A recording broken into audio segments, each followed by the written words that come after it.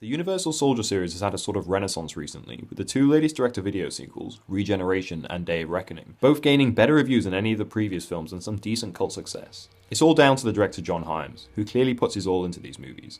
Scott Adkins, who in recent times has deservedly become a go-to action star, loses his family at the hands of Van Damme's Luke Devereaux, who Adkins appeared recently with in Expendables 2.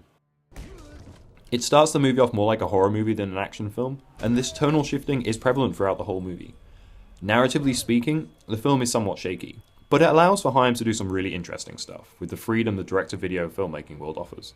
As Adkins hunts the man responsible for the killing, he is himself hunted by Andrei Arlovsky, who along with Van Damme and Lundgren returns from the previous film. Arguably, Regeneration is the better movie, as it has a far more consistent tone and a stronger story.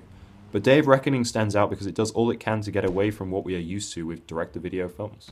It takes place in the United States instead of somewhere like Bulgaria, and doesn't all take place indoors or easier to control environments. It has this long, well-made car chase through busy streets that ends with a fantastic car-flipping crash.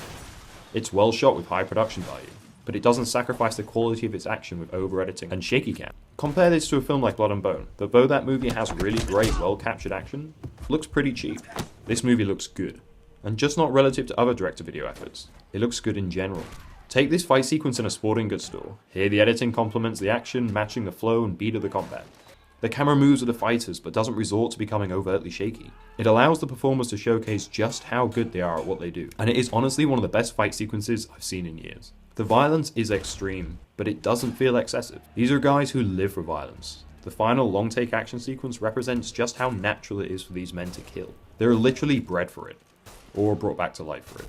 Though I'd argue this scene isn't as effective as the long take in the previous movie, that followed Van Damme as he navigates an ongoing battle outside, it still stands out as being pretty damn impressive. The confined space does mean it loses some of the atmosphere that made Regeneration sequence so outstanding, and technically the hard-boiled one-shot is still and probably will be for a long time the most impressive example of this kind of thing, but it's still insanely entertaining and very well directed. The two fights that happen between Adkins and Lundgren, and Adkins and Van Damme, are pretty great, if not as memorable as the one in the sporting goods store. The geography is established well, and the camera always comes out wide enough for us to see where they are in the space after any big movements, before coming in close to really give that impact when a hit connects. Lundgren is killed off pretty brutally again, which he has a habit of in these films, with Adkins utilising every weapon he can find to do it.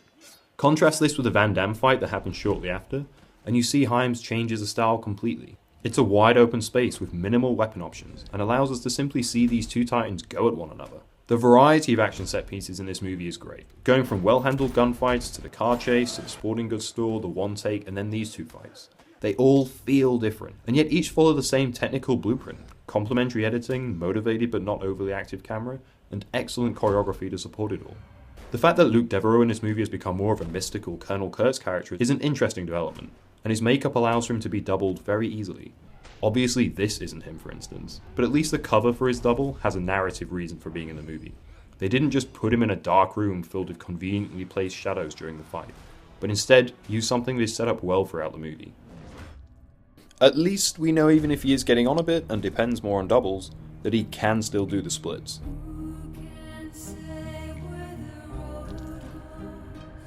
It may sound like I'm piling nothing but love on this movie, but I think it deserves it.